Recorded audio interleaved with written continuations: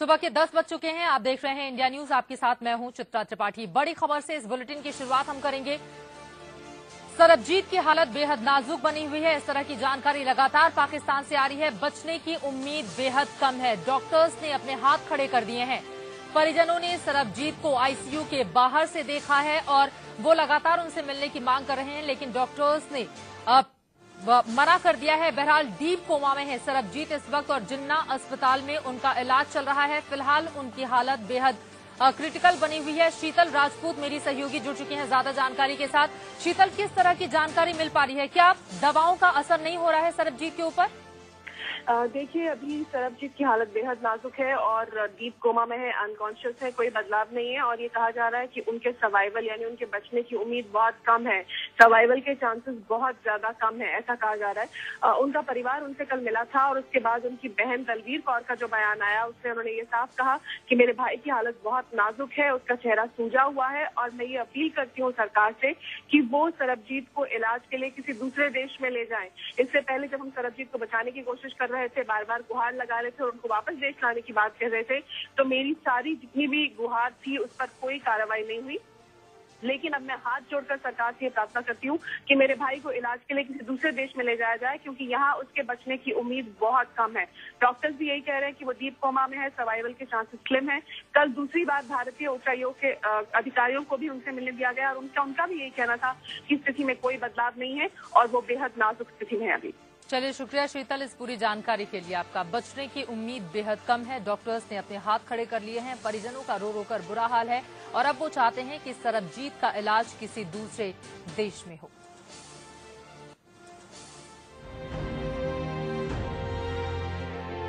पाकिस्तान के जिन्ना अस्पताल में भर्ती सरबजीत की हालत इस वक्त भी बेहद नाजुक है। घर वाले सरबजीत से मिले तो आंखों में आंसू छलक आए। सरबजीत की बहन ने कहा, सरबजीत की हालत गंभीर है। डॉक्टरों ने कहा, बस दुआ कीजिए। जिन्ना अस्पताल में भर्ती सरबजीत सिंह कोमा में है। डॉक्टरों का कहना है कि उनके दिमाग में खून जम गया है। जब तक तबीयत नहीं सुधरती, ऑपरेशन नहीं किया जा सकता है। करोड़ों हिंदुस्तानियों की दुआएं और करोड़ों हिंदुस्तानियों का प्यार और मैं दुख भंजनी बेरी का अमृत साथ लेकर आई हूँ। हरमंदिर साहब का प्रसाद भी मैं साथ लेकर आई हूँ कि जब उसके होठों को ये छुएंगे तो वे जरूर राजी खुशी मेरे साथ चलेगा, खुश हो जाएगा, राजी हो जाएगा, उसके दुख काटे जाएंगे।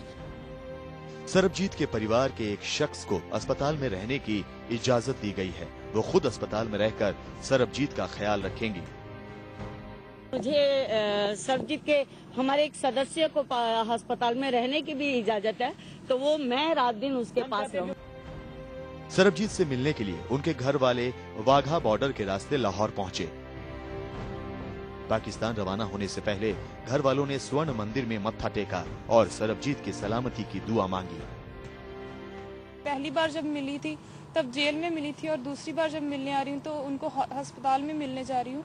इस बात का जरूर दुख है और थोड़ी सी खुशी ये भी है कि चलो कैसी भी हालत में पापा को एक बार मिलना हो जाएगा। वाघा बॉर्डर क्रॉस करने से पहले सरबजीत की बेटी ने कहा कि वो अपने पापा को घर ले जाना चाहती हैं और इसके लिए पाकिस्तान से अपील भी करेंगी। उम्मीद करते हैं कि उनकी सिक्योरिटी अच्छे से की जाए और लेकिन टाइम पे की होती तो आज ये नौबत नहीं आती और उम्मीद करते हैं कि पापा जल्द ठीक होंगे और पाकिस्तान सरकार उनकी सजा माफ करके उनको हमारे साथ ही भेज दे। पाकिस्तान की कोट लखपत जेल में कैद सरबजीत सिंह पर शुक्रवार को जेल में हमला हुआ था, जिसके बाद से उनकी हालत गंभीर बनी हुई है। Bureau report, India news. Sarabjit के सिर में गहरी चोट है और डॉक्टर्स का कहना है कि उनका बच पाना बेहद मुश्किल है। सरबजीत को लेकर पूरा देश बेचैन है, लेकिन पाकिस्तान से आई एक खबर ने लोगों का गुस्सा भड़का दिया। सरबजीत पर हमले के आरोपियों ने जांच अधिकारियों से पूछताछ में खुलासा किया कि सरबजीत को जान से मारने की साजिश थी। सरबजीत पर अटैक फिक्स था। सरबजीत की जान लेने के लिए हुआ हमला।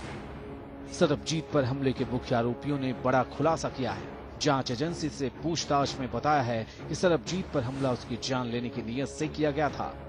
पाकिस्तान में जांच अधिकारियों से पूछताछ में सरबजीत पर हमला करने वाले आफताब और मुदस्सर ने ये कहा है कि सरबजीत को मारने के लिए उन्होंने चम्मच को नुकीला बनाकर चाकू बनाया, घी के टिन के टुकड़ों से ब्लेड बनाया और ईंटें भी इकट्ठा की थी।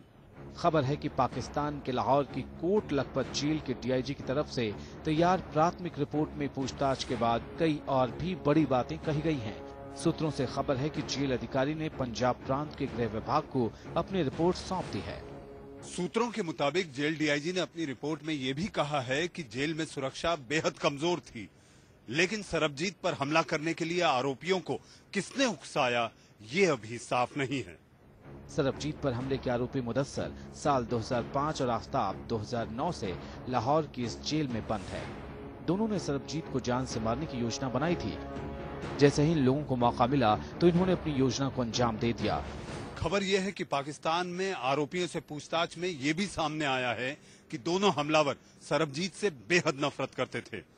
1990 में पाकिस्तान में हुए धमाकों के लिए वे सरबजीत को दोषी मानते थे और इसी बात का बदला लेने के लिए सरबजीत को मारने की उन्होंने योजना बनाई थी।